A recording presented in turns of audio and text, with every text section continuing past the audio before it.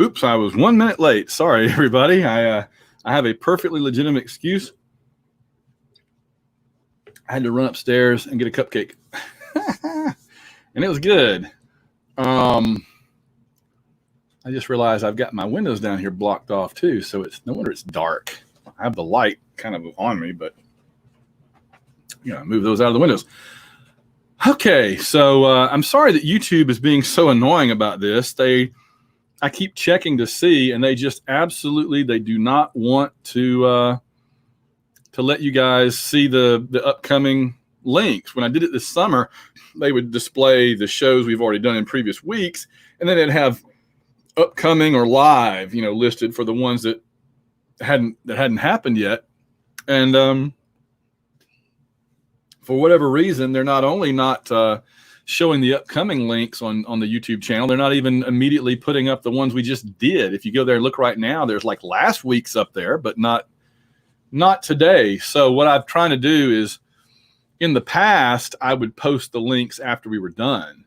But now I'm having to go in and actually find out what the link will be before I even record this. And I'm trying to post those on Blackboard. So going forward, if you can't find if YouTube won't tell you where we are, which is ridiculous, but that's what they're doing.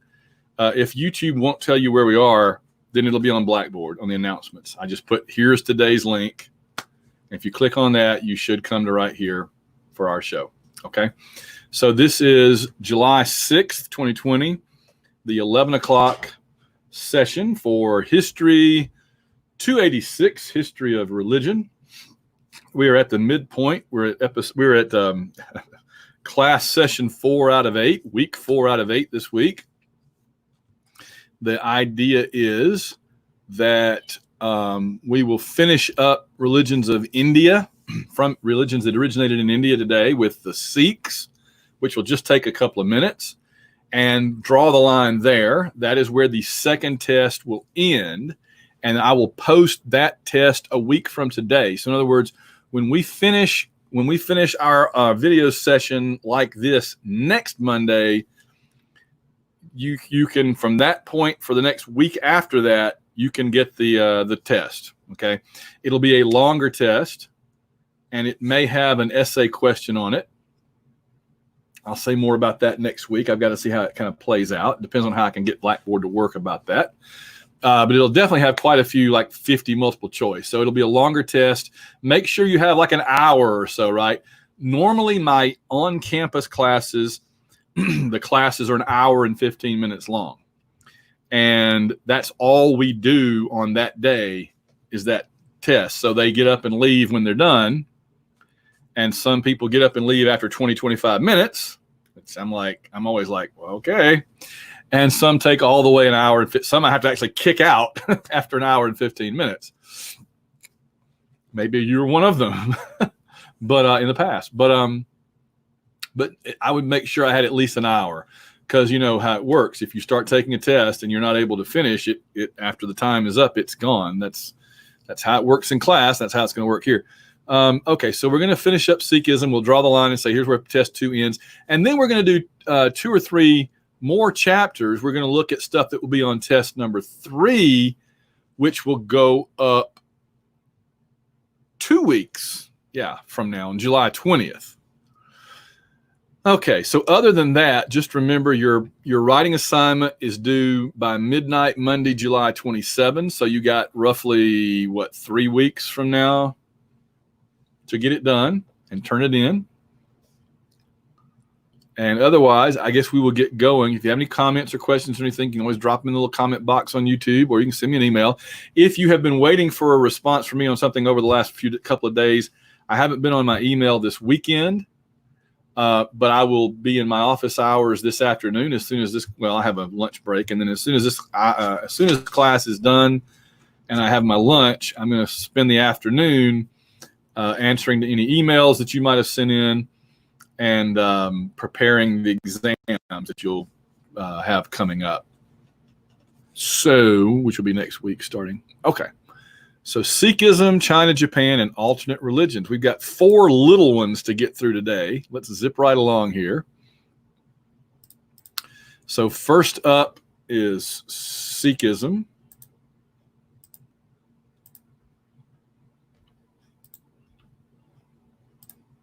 Okay. And again, I'm going to go fairly quickly because we got a lot to cover. You got your book, you got these PowerPoints yourself. You can go back and rewatch the video. You got a number of ways to do this. These are the gurus. This is where the term guru comes from, is Sikhism. These are the gurus of Sikhism, including the main one, Nanak.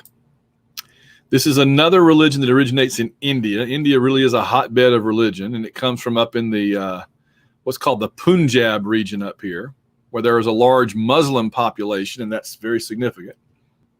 Yeah, there it is, the Punjab. That's modern India. Pakistan is here, Bangladesh and Sri Lanka. So Sikhism says there is no Muslim and there's no Hindu. Now, your reaction to that should be, wait a minute, you're standing in India where there's 1 billion people that are Hindus and Muslims, and you're saying there is no Muslim, there is no Hindu. What they're saying is something interesting, and you'll see. This religion originated in the 16th century, the 1500s, so this is a much more recent religion than many, in the Punjab, and the founder is Nanak. And here's what it does, okay? This is the critical thing about Sikhism. It blends elements of Hinduism and Islam. I may have mentioned previously that of all the religions that Hinduism, Hinduism is the sponge religion or the onion. It just soaks in other ideas and just adds them as a new layer on the onion. But Islam was always the one religion that could not be absorbed into Hinduism. They're too different, right? I went through the list of ways that they're opposites. And so somebody tries to do that by combining elements of both. And it actually kind of makes sense in a way because, and there's a Sikh in front of the Golden Temple of Sikhism at Amritsar. In the classroom class, I would be showing you Gandhi, and you'd see the massacre of British soldiers killing Sikhs in Amritsar. It's terrible. They have the golden rule, hurt not anyone's heart. There's a really funny comedy movie called Bend It Like Beckham about a young Sikh woman in Britain who her parents want her to get married to a nice young Indian man in Britain. And instead, she just wants to play soccer. She loves David Beckham and she loves soccer. So it's a pretty cool movie. I call it My Big Fat Sikh Wedding. So Nanak was born Hindu, but he had a vision from God that he is the prophet of the true religion. And so he began to teach from Islam that there's only one God, right? So Hinduism is wrong. There's only one God. And the name of the one God is the true name, which gets me in class. I'll do a whole Abbott and Costello bit about what is the name of God, the true name. Yeah, what is it? The true name. No, I'm asking you, what is it? It's the true name. But what is it? It's the true name, right? Okay. But they rejected ahimsa, the practice of Jainism. Sikhs think you're free to kill and eat whatever you like. They'll make more. Critters taste good. From Hinduism, the idea of reincarnation and karma. So instead of like sin and going to heaven or hell, you have karma and you're reincarnated until God frees you from the reincarnation cycle and sends you to heaven. So it's got like the Muslim idea of heaven and hell and God sending you, and it's got the Islamic, the Hindu idea that you're reincarnated until you go to heaven or hell. So it kind of combines the two. I guess that makes as much sense as anything.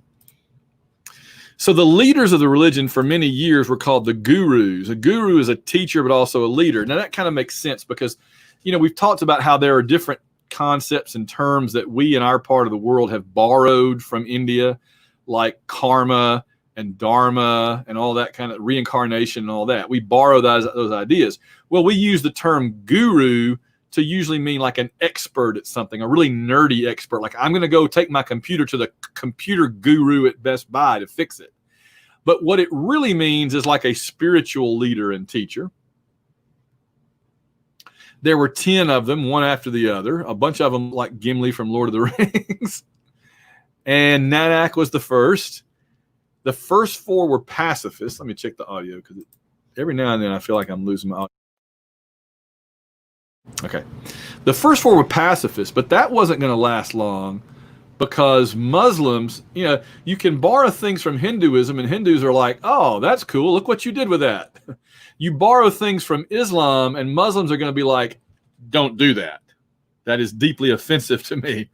So Muslims began to object to some of their practices, which came from Islam. The first four gurus were like, no harm, no foul, don't hurt anybody. The fifth guru, Arjan Dev, who reigned, he wasn't that old, he reigned during those years. He put together the Granth, which is basically the Sikh Bible. He put together the book. So it was really a religion now because it had a book. He was arrested by Muslims for basically ripping off the Quran and offending them religiously. And they tortured him to death, telling him, take it all back, erase those, rip out those pages, recant everything. He says, no, no, no. They torture him to death. So afterward, the Sikhs had to stop being pacifists and be more militant, or they were going to get wiped out, right? Gobind Singh is the last of the 10, and I'm only talking about 3, right? I'm talking about Nanak because he was number 1, and then I mentioned Arjan Dev because of what happened to him, obviously very important, and then I'm mentioning number 10. So those are the only 3 I'm even giving you any information about. Don't worry about the other 7. His father was executed by Muslims, and so he said, all right, fellas, we're going to fight. We're going to be a warrior caste of religion, basically now. So he established that the book, the Granth, the book would be the final word. In other words, there would be no more gurus after him.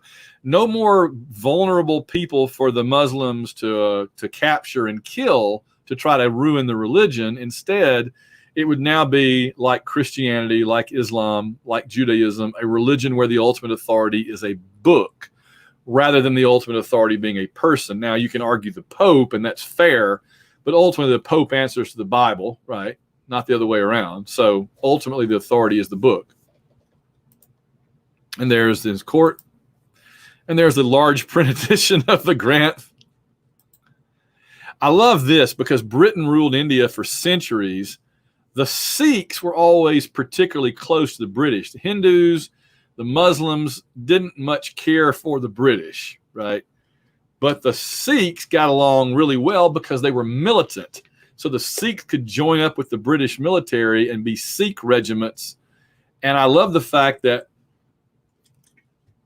if you join the British military, some portion are going to be Highlanders, and you got the most bad looking Highlanders I've ever seen, right? You would not mess with those Sikhs. They would play their bagpipes, and you'd be like, it sounds great. It's great. They even have a website. So 3 sects emerge with the same ideas. One are the other 2 I don't even mention here. You can read about them in the book if you want to. They're minorities. They don't have as much, global influence. And so I just don't want to spend your time on that. But the one that's really important are the Singhs, which is Hindi for lions. In fact, Singapore is named, Singapore means island of lions. There's not any lions on Singapore, but somebody thought he saw one and they named it that. So the lion caste, Singhs, they were the warriors that teamed up with the British after fighting. They fought them, then teamed up, kind of like a comic book movie. They have long hair on their heads. They're wearing a turban, the big beard. I always say they dress very similarly and have the beards very similar to Shiite Muslims. But I think the easiest way to tell them apart, they both have the big beards, they both have the turbans and the robes, but they're not the same. And usually the easiest way to tell the difference between the Shiite Muslims and the Sikhs is the Sikhs wear bright colors, and the Shiite Muslims tend to wear very earth tone, like browns and grays and whites and blacks.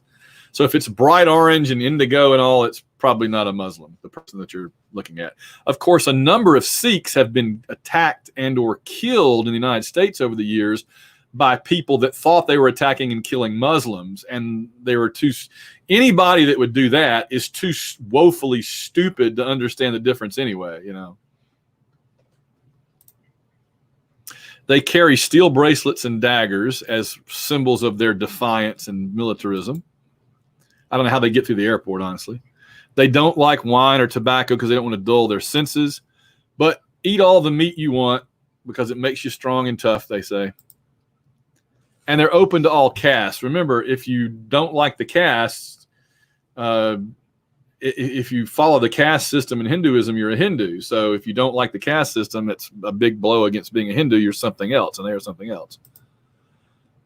Quickly, what they do, they like simple ceremonies. You get baptized into it. They like to take baths and then sing hymns and have prayers, do the same thing at night. And they get together in their temples weekly for ceremonies, worship service. And there's the temple at Amritsar. It's like the Vatican City of Sikhism, the Golden Temple. And most Sikhs, just like with, there's another Islamic influence, just like Muslims try to get to the Great Mosque at Mecca once in their life, Sikhs try to visit the Golden Throne, the Golden Temple at Amritsar. And there it is, all lit up. Today, it's in a precarious position because it's in such small numbers compared to the other two religions. There's only 19 million, which sounds like a lot until you realize that there's 1 billion people in that country. That's a drop in the bucket. And they have little political strength. And they would like to have an independent Sikh nation, but the Punjab is a very wealthy and important part of India, and India is never going to let it go. It's like if a small religious minority wanted California, the United States would be like, no. Maybe you could have part of Oklahoma, but you ain't getting California. And they're like, well, that's what we want, so oh well. And some armed conflict with the government over it. All right, I think that's, there you go. Wow, it's beautiful. Oh. Crap. This always happens. There. All right, so that's Sikhism. We've got a couple more to get through, so let's going to hurry right along here. So Chinese and then Japanese native religions. Again, this is native, right? Meaning that these places have other religions. I mean, of course, today there's millions of Christians in China. There's Muslims. There's millions of Buddhists in China. But this is religions that came from these places. That's what we've been talking about. That's the yin-yang symbol, by the way, which is important in native Chinese religions. I'll get to that in just a minute. So now we've moved out of India finally. And by the way, that's where you draw the line. Okay, that's where the midterm ends. So when I post that exam a week from today, it will include Hinduism, Jainism, Buddhism, and then the Sikhs that we saw today, Sikhism. Those four, and that's it. But it will be a big test, so be ready. Now, this starts part 3. Okay, part 3 will have China, Japan, alternate religions. We'll do those today, and then Zoroastrianism, which we'll do next time. Okay. So we've left India, and we're going over to China, which includes Tibet here. So actually all up to here, all this is China. Yeah, all the way up there. And there's Mongolia. Okay, so one term you see as we get further into East Asia is the word syncretistic. And that means union of different principles or practices. So you're putting things together that don't normally go together. And so in Chinese native religion, it is possible to be more than one at once. See, this is another big difference between the religions of East Asia versus the big monotheistic religions of the Middle East, like Christianity and Judaism and Islam. In Christianity, Judaism, and Islam, you kind of have to pick one, and that's it. You can't be a Jew and a Christian and a Muslim all at the same time. But in China, you can be all these things at once because they are not what I call all-inclusive. Each religion addresses like one thing. So, for example, The Confucian part of your religion would teach you how to relate to society and how to do your job. The Taoism would show you how to take care of your health and yourself. And the Buddhism part would tell you how to not get reincarnated and go off to heaven, right? So they each contribute something, whereas Christianity or Judaism or Islam kind of includes all those things for you at once. Okay, some basic concepts of native Chinese religions. Multiple gods and spirits. I may have mentioned this before, right? They think there are lots of different gods. They don't really worry about the specifics. They just figure whatever gods there are, help me. Shin and Kuei are two of them that are mentioned often. There's the yin and yang symbol here, which represents balancing forces, right? That's how it's shaped. The yin and yang is all about not letting either side of you become dominant over the other side. You need to be in balance. And what sides are they? Well, they could be female and male side. They believe everything has kind of a female aspect and a male aspect. And it can also just be, some combination of these two forces. And they are what we call dichotomous forces, meaning they're opposites. And it's kind of intuitive. You can figure out which is the yin and which is the yang. In fact, in that order, it becomes slang for body parts, right? So the yin and the yang is the female and the male body parts, okay? And like yin is associated with, I'll give you just a quick list of things that are opposites, okay?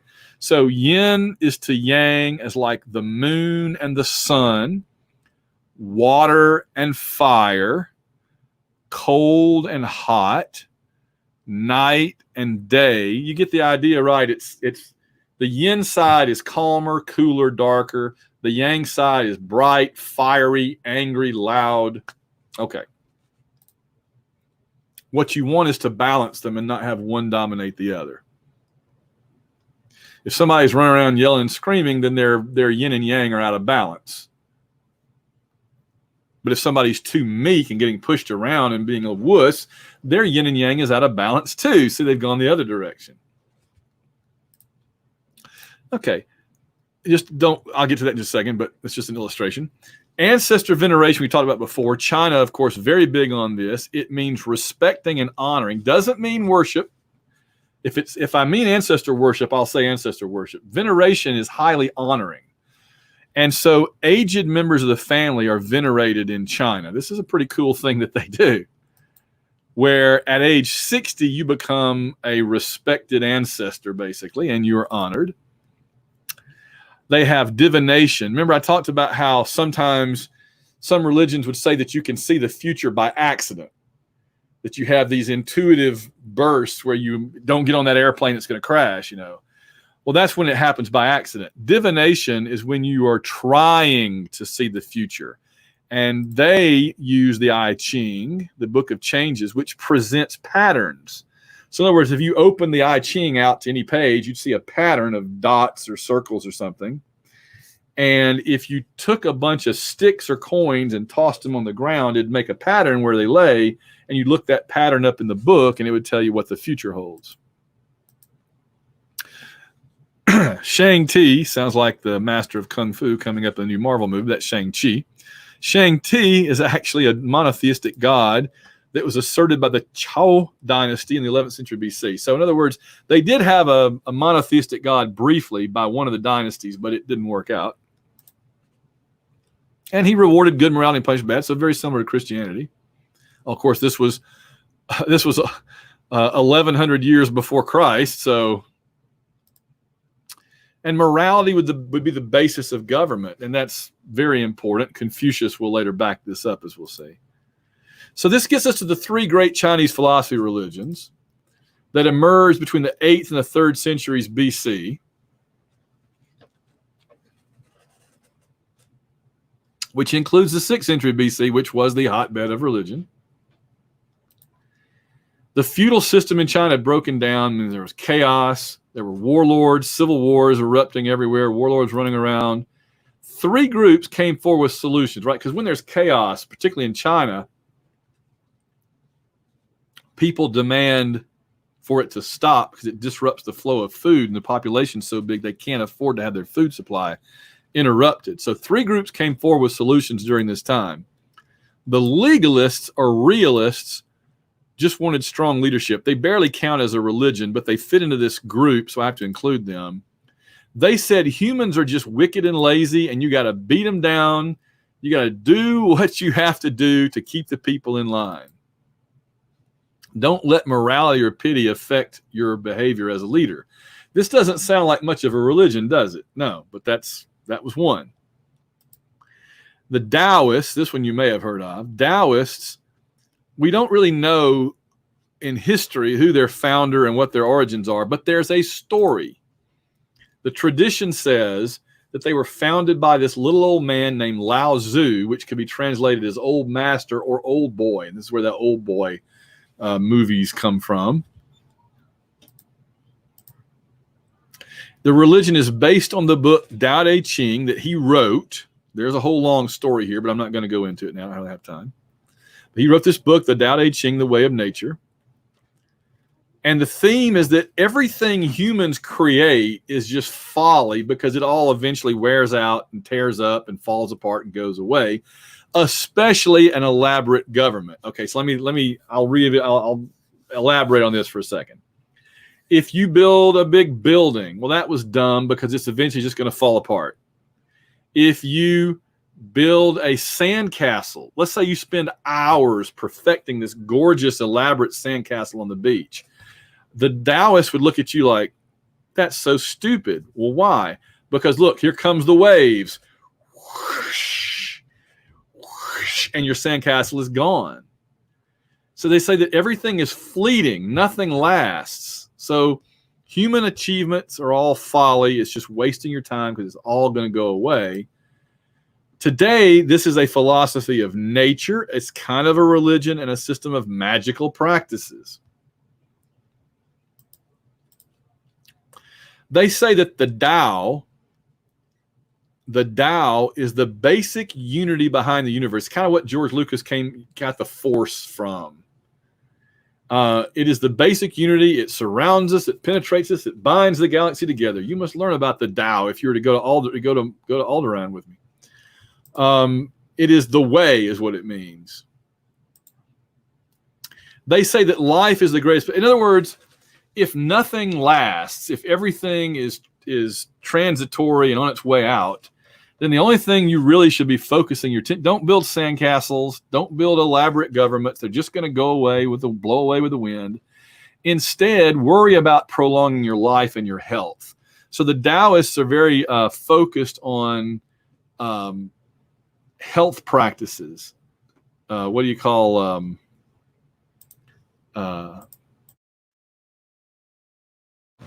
holistic health practices, natural herbal remedies and stuff. China has a huge herbal remedy industry, billions of dollars in selling seemingly worthless ground up bones and ground up dried bugs and stuff to take as pills or whatever to try to help your health. So life is the greatest possession, they say, and it's the only one that really lasts, and even it doesn't last long, right? So in other words, they would say that, they would say that individuals should turn their backs on the achievements of civilization. You don't need all this fancy stuff. Just get you a little cabin by the lake and go fishing and catch your fish and eat them and wear a little simple robe and you're good. Live as simply and quietly as possible. The least government is the best. I think Reagan must have been a Taoist. The least government is the best government. Well, and you should strive for the innocence of the child. Be like a child. Don't be all fancy and complicated. You despise pomp and glory. So if the emperor and his entourage were coming down the street and everybody was bowing down at the emperor, if you're a Taoist, you'd just be kind of like, he said, but I am the emperor. Look at my fine clothes. You'd be like, they'll all rot. They'll be gone soon. They'll fall apart. No big thing. But I have a great castle. It'll wear away over the years. It'll fall. Empires always fall. Dynasties always fall. Inevitably. So you despise all this trying to hoopla. Eventually, they got their own set of gods, which is kind of funny because they thought the gods didn't even matter.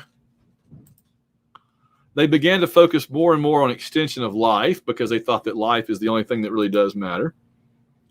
Today, Taoism is appreciated by the upper classes of China as a philosophy, meaning that wealthy or college-educated Chinese people today would look at Taoism and say, oh, that's a very nice philosophy. It's a nice way of thinking. Oh, yes, health foods, absolutely. Yeah, take care of yourself, live simply, don't stress. Oh, yeah, absolutely. And then you might ask them, but is it a religion that you would believe in?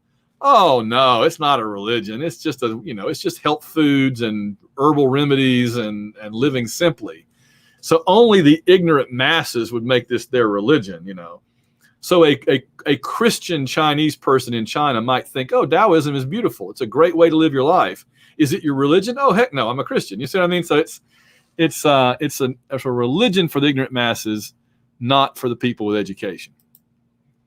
Okay, and the third of the philosophy religions, I call them philosophy religions because they're as much philosophy as they are religion, is Confucianism, the most famous one. Originally only concerned with society. Originally it was just a way to live your life and like show up for work on time, obey your superiors at work, give good orders to people under you, don't mistreat your underlings. It was about, it was a religion about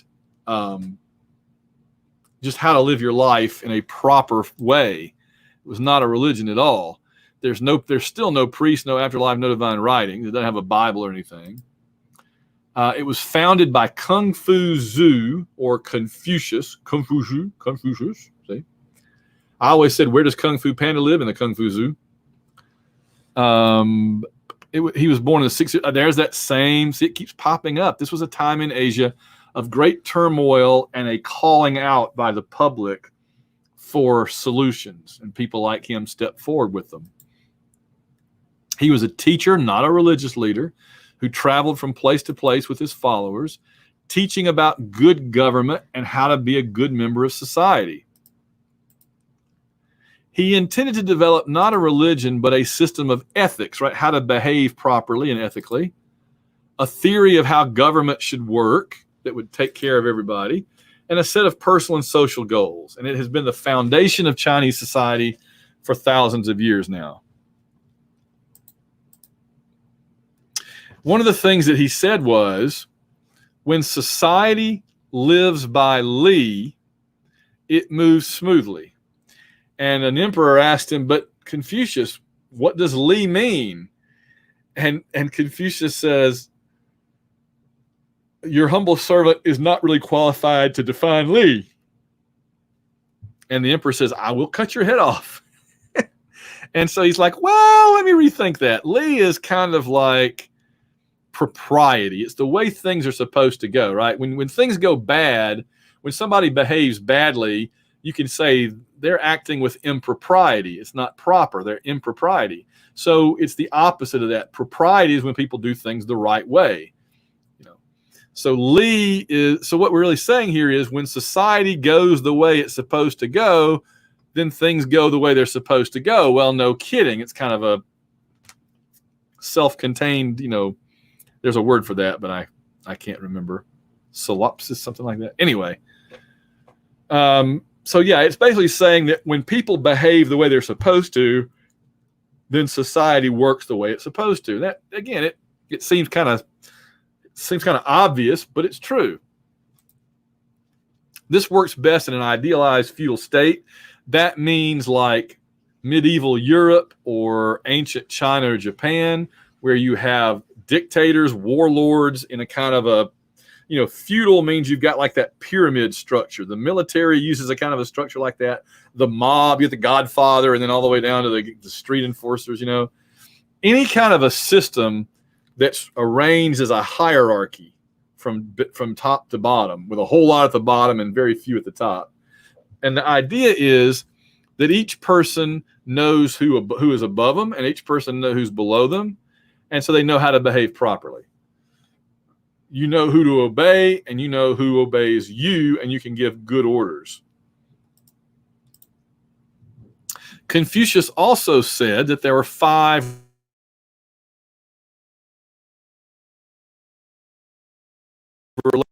those are very simple. Those are father to son. So the father treats the son well, and the son obeys the father. Elder brother to younger brother. Uh-oh.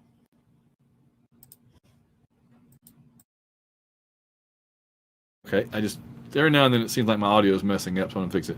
Elder brother to younger brother. So the older brother treats the younger brother well, doesn't give him orders that are bad, and in return, the younger brother does what the older brother says.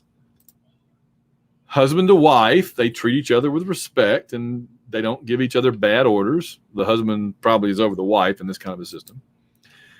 And then just elder to junior, right? The older you are, the more authority you have over the younger. And then ruler to subject, which is just another way of saying elder to junior, really.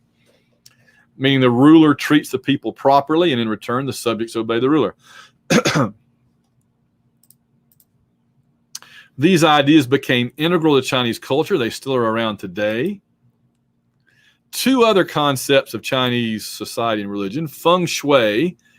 And I always ask this question, and I've always got at least one student that knows about it, but I can't really do that right now. But I'll say feng shui means we hear about it in our part of the world in interior design, interior decoration. But it really is, and then there's Hua that goes along with it. And let me see if I have, I'll describe feng shui, but Hua, they go together. Hua is the inner peace that you have when everything is going smoothly. So feng shui is arranging your environment in such a way that it's conducive to having Hua, having inner peace. An example would be if you open a front door of a house or an apartment and the person comes in and looks right into an open bathroom, that's jarring and it disturbs your Hua. And so you would want to like move the bathroom or put some kind of a screen, a shoji screen up, so that people walking in the front door aren't looking right into an open bathroom. So it's laying out your design in such a way that it's conducive to people's inner peace and harmony. And then there's occasions like Chinese New Year. This is like Thanksgiving, Christmas, and New Year's all rolled into one. This is when people from all over China travel thousands of miles to visit their relatives in late January, early February, because, Chinese New Year is off by a few weeks from ours. It's a time of cleansing and renewal. Go to your Buddhist shrine, light some new incense sticks, whatever. And then there's the Autumn Harvest Festival. I was in Singapore right before this happened, but I came back home just before. I didn't get to see it, but I saw them putting all these what they call lanterns up. They used to use like actual lanterns, but those would catch fire and burn everything down. So now they use these metal skeletons covered in acrylic, and they put light bulbs inside them, which also doesn't seem terribly safe, but it's safer than a lantern. Okay, Japan real quick. There's only one. It won't take very long, and that's Shinto, a loosely organized native Japanese religion. They believe it's very pro-Japanese, has some animism and ancestor worship. The symbol is the arch. There's the cherry blossoms of Japan, the arch. They believe kami are gods or humans with godlike powers.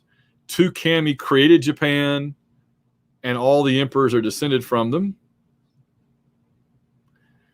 Chinese religions impacted Japan. You got Zen Buddhism we already talked about. Shinto and Buddhism blurred together, so it became syncretistic, two religions working together. Buddhism with the afterlife, Shinto how you live your life. So Shinto is kind of the Taoism of Japan in that way. There's I think we already did this under Buddhism, right? Christianity arrives in Japan in the 15th century. Spanish and Portuguese dress like Buddhists. In the 17th century, the shogun expelled all foreign influences from Japan and supported Shinto as their native religion. Samurai ruled Japan for 250 years, and the Bushido Code, which is like the chivalry code of the knights of Europe. There are three forms. State Shinto doesn't really exist anymore, where the government promoted it. Sectarian Shinto is more what you see today. Nature worship, mountains, faith healing and purification of the body, And then domestic Shinto is just having a little shrine in your home to remember your ancestors and whatever. Today, Shinto is no longer supported by the state. It's mostly secondary to Buddhism, but it's still very, very popular. I told you that was a short one. All right, and finally, our last one for today. There's one more for part 3 that we'll get in next time. And that is alternate religions, other religions. I like to call them not ready for prime time, but that would be religions that most textbooks don't. I don't know if you're new. The book that you have now is a very new one that we just started using, and I'm not intimately familiar with it yet. The book we used for the last 15 years did not mention any of these, and so I made up a section just for religions that are not included in your textbook. All right, so first up is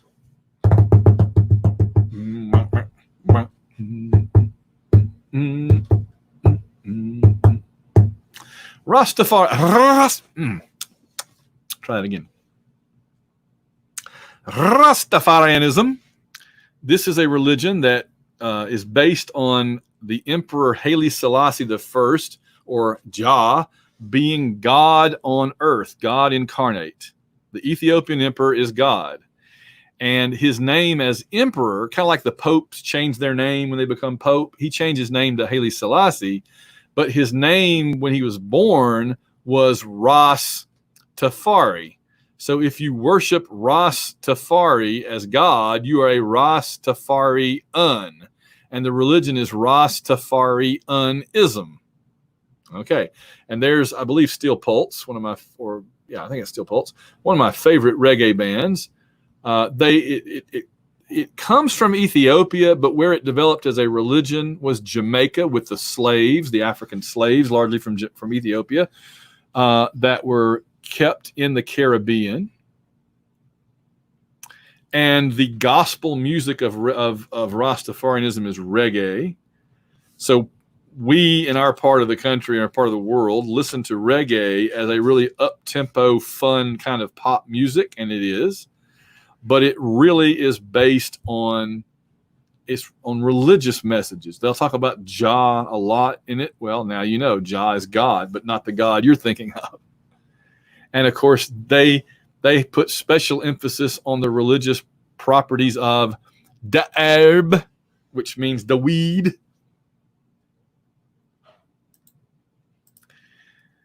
They talk about loyalty to Zion and rejection of Babylon, which is the corrupt modern world.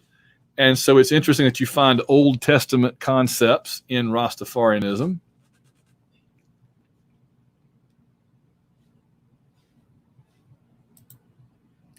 And then socially, it is seen as a response to racism against black people worldwide. So that's another part of the ideas of Rastafarianism. Okay, I don't have a whole lot to say about some of these. They're very short.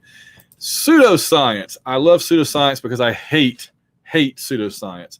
Pseudoscience is when you believe in things that are presented as scientific, but they don't have any proof, like UFOs or Bigfoot, right? Or ESP, mind reading, or ghosts. These are all things that are not presented as religious things. Like nobody says Bigfoot is an angel, let's go worship Bigfoot. No. But when they say, I believe in Bigfoot, even though there's never been any real proof, or astrology, right? Or UFO aliens. I believe in aliens with perfect faith. It has to be faith because there's never been a lick of evidence that aliens exist. So it's believing in things that come across as like scientific, but they're presented in a way that you almost have to be religious about them. You can't just, they're not proven and they're not trying, really. They don't present any proof. So UFOs, ESP is mind reading.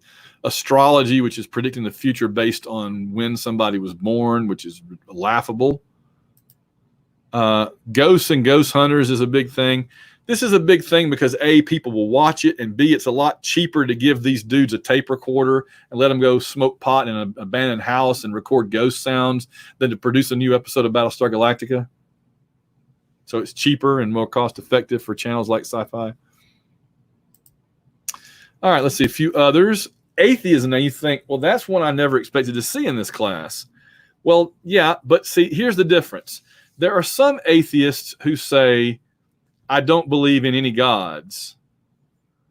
But, you know, if a god appeared in front of me in a lightning bolt, I would be, oh, okay, well, I guess you're real. That actually gets closer to agnosticism, though, as I'll mention in just a minute. But there are plenty of atheists who basically believe with perfect faith that there are no gods. And at that point, I know it's kind of a negative and everything, of believing a negative, but at that point, you really have become your own religion you believe with faith that there's no God or gods. So you believe it with faith, but the job of the believer, the job of the atheist is not to prove a negative. I understand that, but still, there are plenty of atheists that if a God did appear in front of them, they would shut their eyes and go, no, no, no, no, I don't see, I don't hear you, right? They just don't want to. So that's a different way. Okay, meanwhile, like I said, agnosticism is basically, here is the official sound of agnosticism. Agnostics say, I don't necessarily believe in any gods because there's no proof, but I'm open to it if they showed up, right? If I don't know. I have no idea. How am I supposed to know? Wicca is essentially neo-paganism. It's bringing back a lot of the old sort of ancient, medieval, and before practices of the pagan peoples of Europe. It's becoming quite popular. It has a lot to do with Mother Nature and the feminine spirit of the earth and all that, and witchcraft. There is voodoo, which is originated, the two headquarters are Haiti and in the Caribbean and New Orleans, because both of those locations are associated with the French. And it is a combination of French Roman Catholicism mixed with traditional African beliefs brought over by the slaves. So voodoo is putting together those two sets of beliefs in one.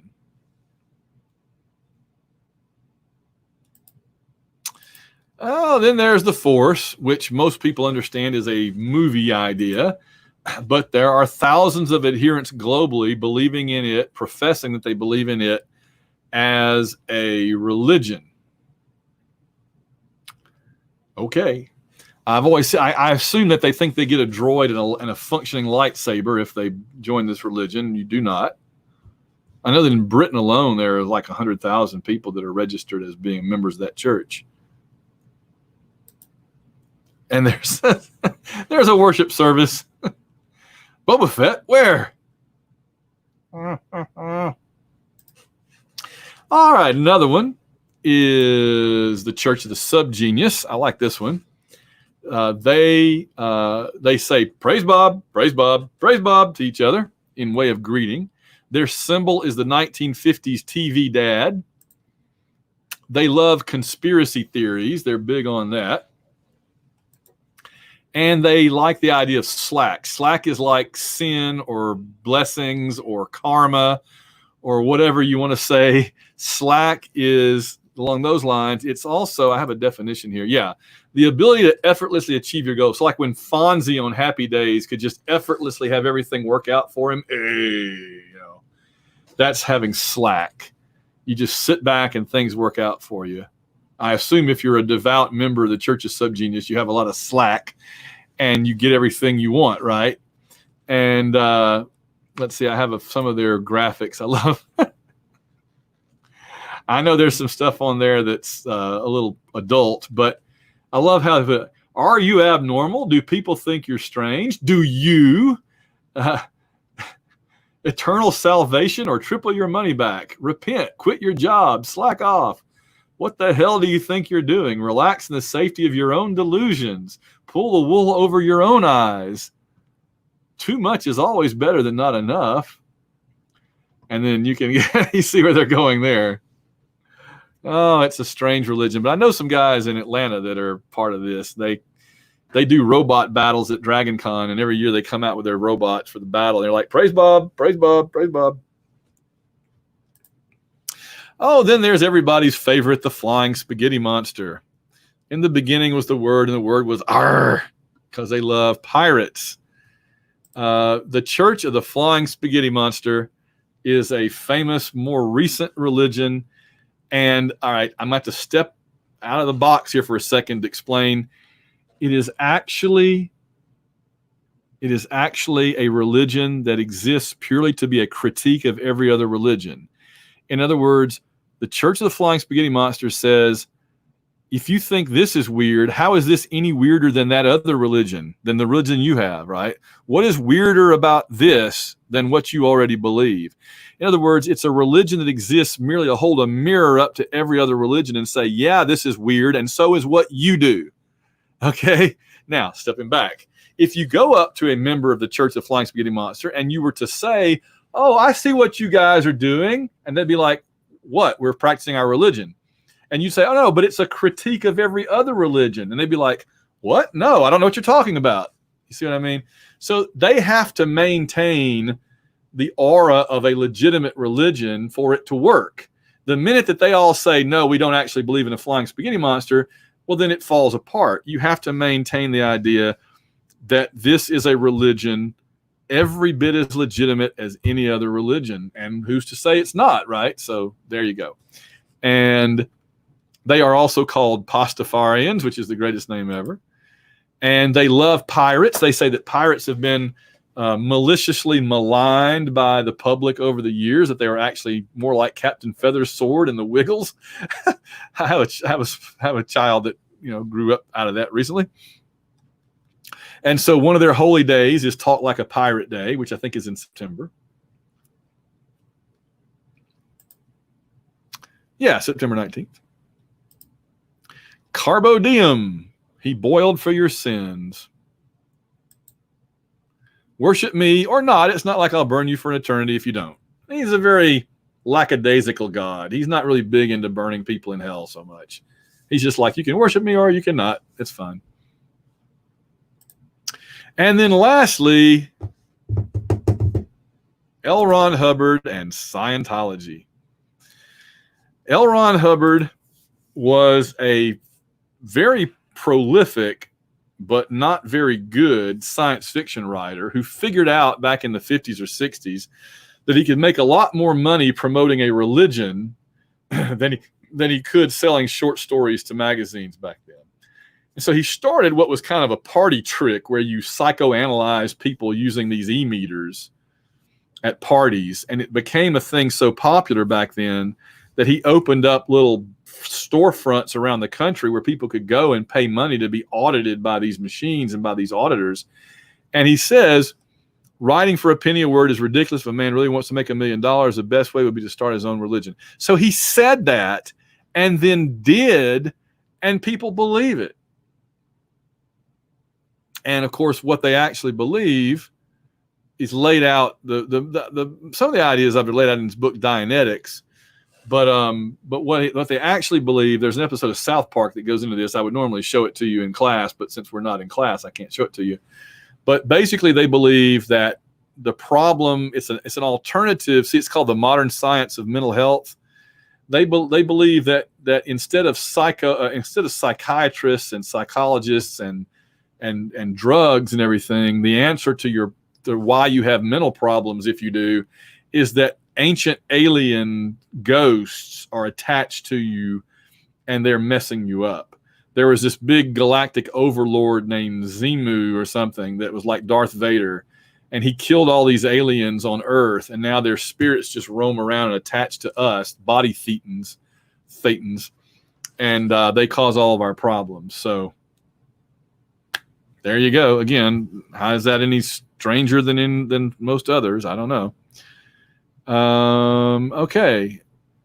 And by the way, they save that whole bit for the very end. So like if you spend years in the church, they don't tell you that. But after you've been in the church for many years and given all your money to the church, they then take you up to a room and lock you in this room with a briefcase that has a legal pad that L. Ron Hubbard wrote the answers on. And people look at it and sometimes they're horrified and say, oh my gosh, why have I given all my money over the years to these crazy people?